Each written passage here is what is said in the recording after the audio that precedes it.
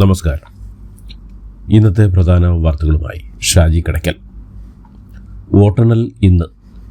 നിയമസഭാ തെരഞ്ഞെടുപ്പിന് മുന്നോടിയായുള്ള സെമി ഫൈനൽ എന്ന് വിശേഷിപ്പിക്കപ്പെടുന്ന തദ്ദേശ തെരഞ്ഞെടുപ്പിൻ്റെ വോട്ടെണ്ണൽ ഇന്ന്. വോട്ടെണ്ണൽ രാവിലെ 8-ന് ആരംഭിക്കും. ആദ്യഫലം രാവിലെ 8:30-നും പൂർണ്ണഫലം ഉച്ചയോടെയും ലഭ്യമാകും. സംസ്ഥാനത്ത് ആകെ 244 വോട്ടെണ്ണൽ കേന്ദ്രങ്ങളാണ് സജ്ജീകരിച്ചിട്ടുള്ളത്.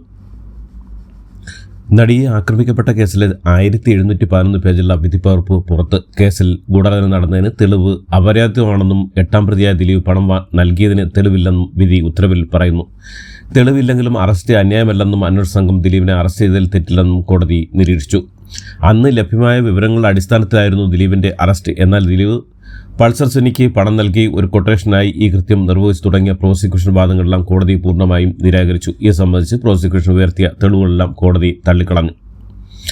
നടി ആക്രമിക്കപ്പെട്ട കേസിലെ 6 പ്രതികൾക്കും 20 വർഷം കഠിന തടവ് വിധിച്ച് കോടതി. എന്നാൽ വിചാരണ തടവ് കുറച്ച് ശിക്ഷ അനുഭവിച്ചാൽ മതി. അതുപ്രകാരം 1-ാം പ്രതി പൾസർ സുനി, 2-ാം പ്രതി മാർട്ടിൻ എന്നിവർ 13 വർഷവും 3-ാം പ്രതി മണികണ്ഠൻ, 4-ാം പ്രതി വിജീഷ് എന്നിവർക്ക് 16 വർഷവും 6 മാസവും 5-ഉം 6-ഉം പ്രതികളായ സലീം, പ്രദീപ് എന്നിവർക്ക് 18 വർഷവുമാണ് ഇനി ശിക്ഷ അനുഭവിക്കേണ്ടി വരിക. പ്രതികളുടെ പ്രായവും കുടുംബ പശ്ചാത്തലവും പരിഗണിച്ചാണ് കോടതി വിധി പറഞ്ഞിരിക്കുന്നത്. എല്ലാ പ്രതികളും 40 വയസ്സിൽ താഴെ പ്രായമുള്ളവരാണെന്നും കോടതി നിരീക്ഷിച്ചു. ജീവപര്യന്തം ആർക്കുമില്ല. 6 പ്രതികളെയും വിയ്യൂർ ജയിലിലേക്ക് മാറ്റും. 5 ലക്ഷം രൂപ അതിജീവിതയ്ക്ക് നൽകണമെന്നും അതിജീവിതയുടെ മോചനം തിരികെ നൽകണം എന്നും കോടതി വ്യക്തമാക്കി. കേസുമായി ബന്ധപ്പെട്ട മെമ്മറി കാർഡിന്റെ സ്വകാര്യത ഉറപ്പാക്കണമെന്നും സുരക്ഷിതമായ കസ്റ്റഡിയിൽ സൂക്ഷിക്കണമെന്നും അന്വേഷണ സംഘത്തോട് കോടതി പറഞ്ഞിട്ടുമുണ്ട്. നടിയെ ആക്രമിച്ച കേസിൽ കൂട്ടബലാത്സംഗ കുറ്റം തെളിഞ്ഞതിന് പിന്നാലെ ശിക്ഷിക്കപ്പെട്ട 6 പേരിൽ ആദ്യം ജയിലിൽ നിന്ന് പുറത്തിറങ്ങുക 1-ാം പ്രതി പൾസർ സുനി. 6-ാം പ്രതി അവസാനമാണ് പുറത്തിറങ്ങുക. വിചാരണ തടവുകാരായി എല്ലാ പ്രതികളും ജയിലിൽ കഴിഞ്ഞതിനാൽ ഈ തടവുകാലം ശിക്ഷാവിധിയിൽ നിന്ന് ഇളവ് ചെയ്തിട്ടുമുണ്ട്. നടിയെ ആക്രമിക്കപ്പെട്ട കേസിലെ ശിക്ഷാവിധിയോട് പ്രതികരിച്ച് പബ്ലിക് പ്രോസിക്യൂട്ടർ അഡ്വക്കേറ്റ് അജകുമാർ, പരിപൂർണ നീതി കിട്ടിയില്ലെന്നും സമൂഹത്തിന് തെറ്റായ സന്ദേശം നൽകുന്ന ശിക്ഷാവിധിയെന്നും അഡ്വക്കേറ്റ് അജകുമാർ പറഞ്ഞു. പ്രോസിക്യൂഷന് ഒരു തിരിച്ചടിയും ഇല്ലെന്നും അപ്പീൽ നൽകാൻ സർക്കാരിനോട് ശുപാർശ ചെയ്യുമെന്നും ശിക്ഷയിൽ നിരാശനാണെന്നും പബ്ലിക് പ്രോസിക്യൂട്ടർ പ്രതികരിച്ചു. ഇപ്പോൾ പ്രഖ്യാപിച്ച ശിക്ഷ കോടതിയുടെ ഔദാര്യമല്ലെന്നും പ്രോസിക്യൂട്ടറുടെ അവകാശമാണെന്നും വിചാരണയ്ക്കിടയിൽ ഞങ്ങൾക്കുണ്ടായ അനുഭവങ്ങൾ പറയേണ്ട സ്ഥലങ്ങൾ പറയുമെന്നും പ്രോസിക്യൂട്ടർ വ്യക്തമാക്കി. നടിയെ ആക്രമിച്ച കേസിൽ ശിക്ഷാവിധിയിൽ പ്രതികരിച്ച് ചലച്ചിത്ര അക്കാദമി മുൻ ചെയർമാൻ പ്രേംകുമാർ കേസിലെ ഗൂഢാലോചന തെളിയണമെന്നും ഇതിന് പിന്നിലുള്ളവരെ കണ്ടെത്തണമെന്നും കേസിന്റെ തുടക്കം മുതൽ മഞ്ജു വാര്യർ പറഞ്ഞത് ഗൂഢാലോചന ഉണ്ടെന്നാണെന്നും പ്രോസിക്യൂഷൻ കണ്ടെത്തിയതും അതാണെന്നും 1-ാം പ്രതിയും അതാണ് പറഞ്ഞതെന്നും പ്രേംകുമാർ പറഞ്ഞു. അതിജീവിതയും കൊട്ടേഷൻ നടന്നു എന്നാണ് പറഞ്ഞതെന്നും കൊട്ടേഷൻ എങ്കിൽ അതിൽ ഗൂഢാലോചന ഉണ്ടാകുമല്ലോ എന്നും ആരാണ് ഗൂഢാലോചന നടത്തിയത് എന്ന് അറിയണമെന്നും പ്രേംകുമാർ പ്രതികരിച്ചു.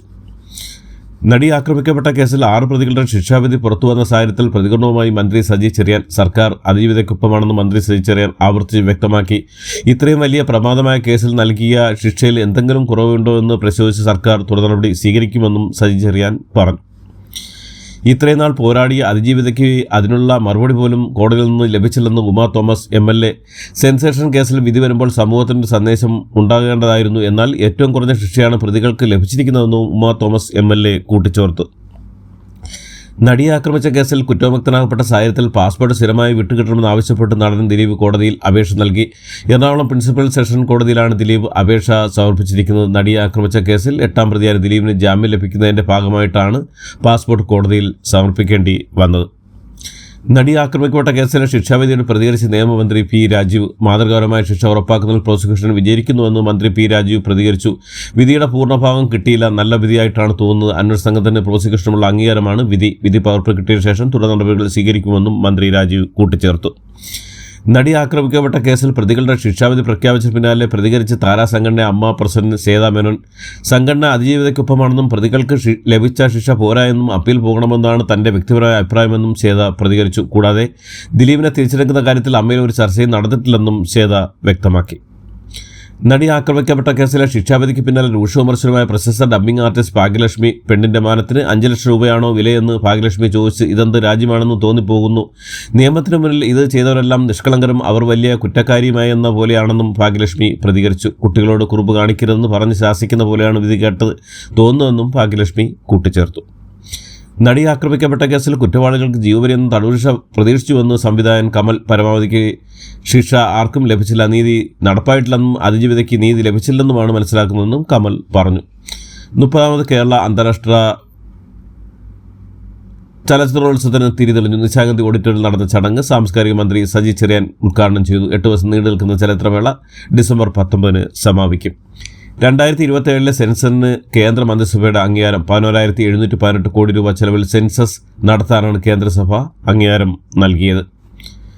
ലൈംഗിക കേസിൽ പ്രതിയായ ചലച്ചിത്ര സംവിധായകൻ PT കുഞ്ഞുമുഹമ്മദ് മുൻകൂർ ജാമ്യാപേക്ഷ നൽകി. തിരുവനന്തപുരം സെഷൻ കോടതിയിലാണ് മുൻകൂർ ജാമ്യാപേക്ഷ നൽകിയത്. ഹർജി സ്വീകരിച്ച കോടതി പോലീസിനോട് തിങ്കളാഴ്ച റിപ്പോർട്ട് നൽകണമെന്ന് നിർദ്ദേശം നൽകി.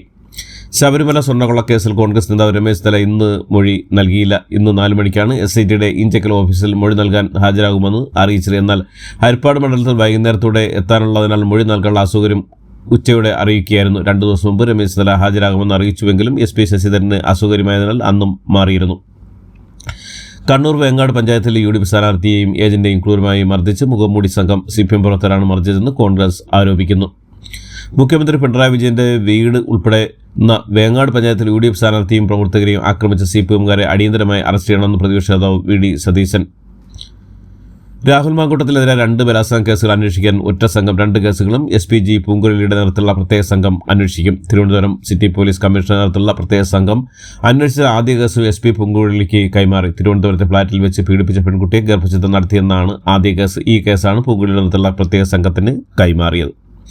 നടൻ വിജയുടെ റാലിലുണ്ടായ ആൾക്കൂട്ട ദുരന്തവുമായി ബന്ധപ്പെട്ട കേസിൽ മദ്രാസ് ഹൈക്കോടതി നടപടികളിൽ സംശയം ഉന്നയിച്ച് സുപ്രീം കോടതി. കേസുകൾ ലിസ്റ്റ് ചെയ്യുന്നതിലും വാദം കേൾക്കുന്നതിലും മദ്രാസ് ഹൈക്കോടതിയിൽ തെറ്റായോ എന്ത് സംഭവിക്കുമെന്ന് സുപ്രീം കോടതി നിരീക്ഷിച്ചു. 2024 തമിഴ്നാട് നിയമസഭാ തെരഞ്ഞെടുപ്പിൽ തങ്ങളുടെ പാർട്ടി അധ്യക്ഷൻ വിജയെ മുഖ്യമന്ത്രി സ്ഥാനാർത്ഥിയെ പ്രഖ്യാപിച്ചുകൊണ്ട് തമിഴക വെട്ടറി കഴകം പ്രമേയം പാസാക്കി. ഇതോടുകൂടി ഇന്നത്തെ വാർത്തകൾ ഇവിടെ അവസാനിക്കുന്നു. എല്ലാവർക്കും നന്ദി, നമസ്കാരം.